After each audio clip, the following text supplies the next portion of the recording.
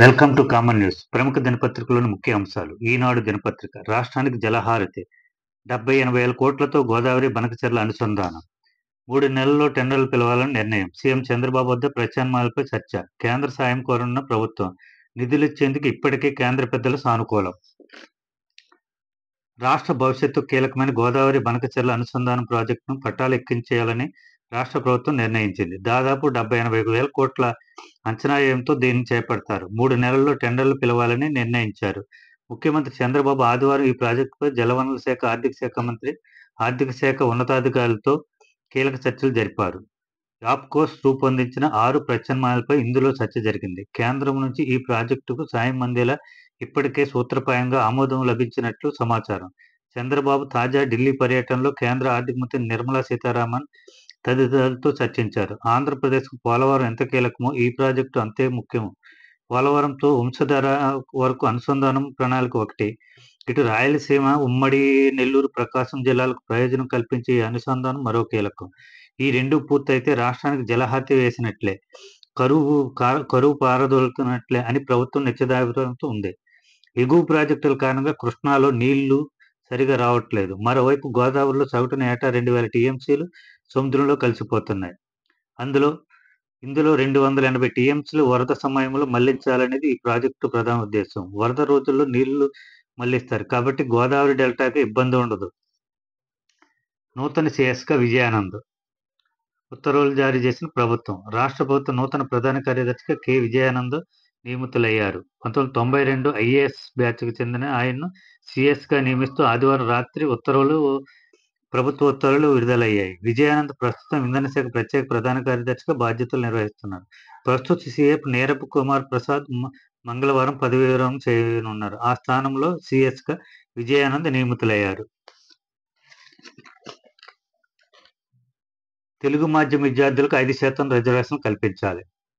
ప్రాథమిక విద్య స్థాయిలో తెలుగు ఉండాలి. వైకాపా సర్కారు తెచ్చిన జీవో 85 పై సుప్రీంకోర్టులో ఎస్పీఎల్ను ఉపసంహరించుకోవాలి. తెలుగు విశ్వవిద్యాలయంపై చొరవ తీసుకోవాలి. కోర్టులో తెలుగు వాడకాన్ని ప్రోత్సహించాలి.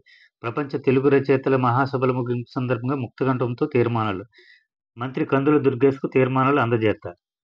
పిల్లల మనోవికాసానికి తోడ్పడేలా కనీసం ప్రాథమిక విద్య వరకు తెలుగులోనే బోధన జరగాలని, తెలుగు మాధ్యమంలో చదివిన వరకు ప్రోత్సాహంగా ప్రభుత్వ ఉద్యోగాల్లో 5% రిజర్వేషన్ కల్పించాలని ప్రపంచ తెలుగు రచయితల మహాసభ తీర్మానించింది. విజయవాడలోని కేబీఎన్ కళాశాలలో 2 రోజుల పాటు నిర్వహించిన మహాసభల ముగింపు కార్యక్రమం ఆదివారం సాయంత్రం జరిగింది. ఆ సందర్భంగా నిర్వహించిన పలు సదస్సుల్లో వక్తలు తెలుగు భాష వికాసానికి చేసిన సూచనలను తీర్మానాల రూపంలో ప్రవేశపెట్టారు.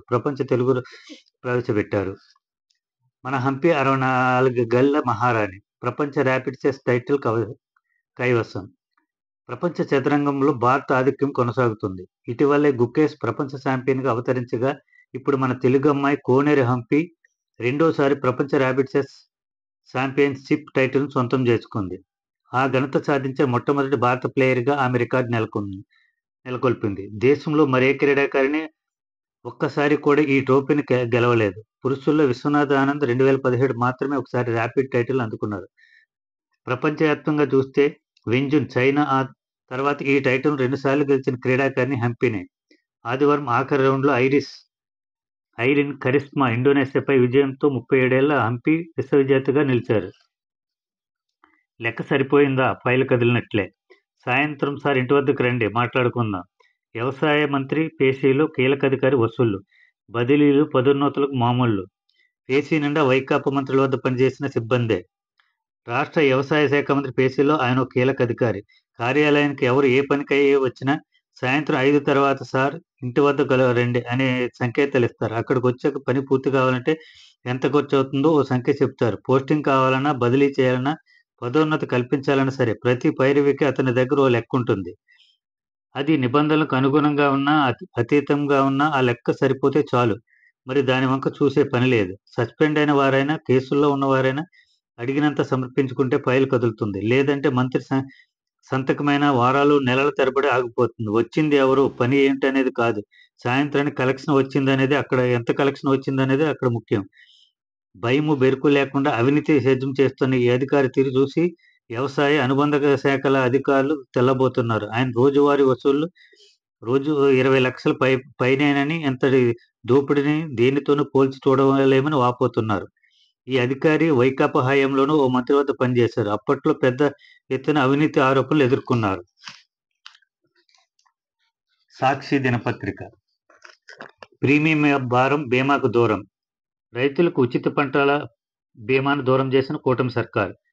రబీలో 8.44 లక్షల ఎకరాలకే బీమా. గత ఏడాది 37.80 లక్షల ఎకరాలకు రక్షణ. కవరేజ్ పొందిన రైతులు కేవలం 5.94 లక్షలు. నిరుడు 43.82 లక్షల మందికి 82 లక్షల మందికి లబ్ధి.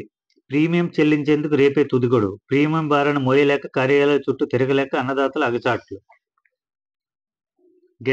గత ఏడాది ఇదే రబీ సీజన్లో పంటల బీమాలో నమోదైన రైతుల సంఖ్య ఏకంగా 43.82 లక్షలు. మరిప్పుడు కేవలం 5.94 లక్షలు. ఏడాదిలో ఎంత తేడా! లక్షల ఎకరాలు, లక్షలాది మంది రైతన్నుల బీమా రక్షణకు దూరమే గాలిలో దీపంలా సాగు చేయాల్సిన దుస్థితి నెలకొంది.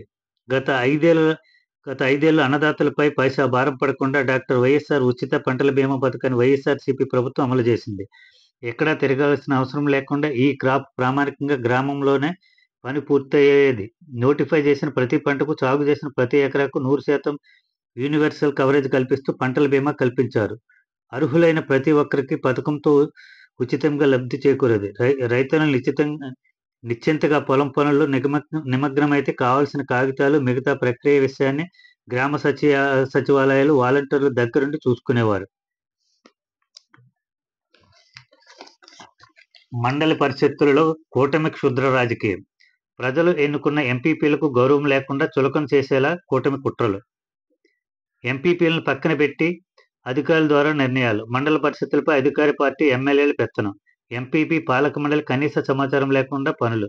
ఎంపీపీలను కనీసం వారి గదుల్లో కూర్చోనేయకుండా అవమానాల పాలు. గాలివీడు ఘటనకు కారణాలివే. నగరిలో ఎంపీపీకి తెలియకుండా 20 లక్షల పనులు మంజూరు. రాష్ట్రంలో దాదాపు అన్ని మండలాల్లో ఇవే వ్యవహారాలు. 649 ఎంపీపీల్లో 639 చోట్ల వైఎస్ఆర్సీపీ గెలుపు. అందుకే ఎంపీపీలకు విలువ లేకుండా చేస్తున్న ఆ శాఖ మంత్రి పవన్. 6 నెలల్లో ప్రభుత్వ సిబ్బందిపై కూటమి నేతల దాడులెన్నో అయినా పరామర్శించిన పవన్.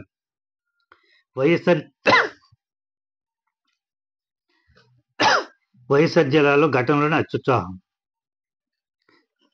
కేంద్ర కంట్రోల్లో ఉపాధి పథకం. రాష్ట్ర ప్రభుత్వాలు కేవలం పనుల మంజూరు, పర్యవేక్షణకే పరిమితం. ఉపాధి హామీ పథకం కింద ఏ పనికి బిల్లులు చెల్లింపైనా నేరుగా కేంద్రం నుంచే. ఇప్పటిదాకా కూలీలకు మాత్రమే నేరుగా వేతనాలు చెల్లిస్తున్న కేంద్రం. మెటీరియల్ కేటగిరీ నిధులు రాష్ట్రాల ద్వారానే చెల్లింపు. ఇకపై అన్ని కేంద్రం ద్వారానే 7 రాష్ట్రాల్లో పైలట్ ప్రాజెక్టుకు శ్రీకారం.